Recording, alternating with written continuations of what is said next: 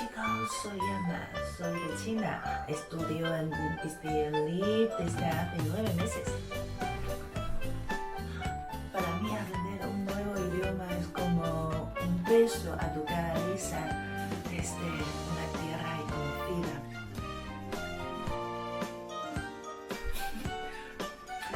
Mi palabra favorita es...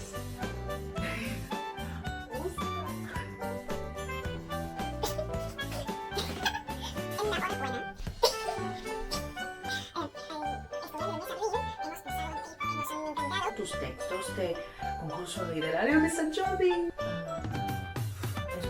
Es muy difícil.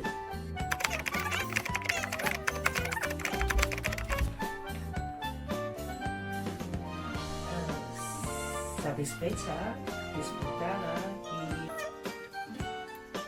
Con toda la crisis de coronavirus, ya he adaptado bien las clases online. Me he acostumbrado a mirar mis profes y compañeros a través de Zoom. También cuando terminemos el confinamiento, tengo ganas de ir a mi lugar preferido en Barcelona. Es un hostel que está en Las Planas.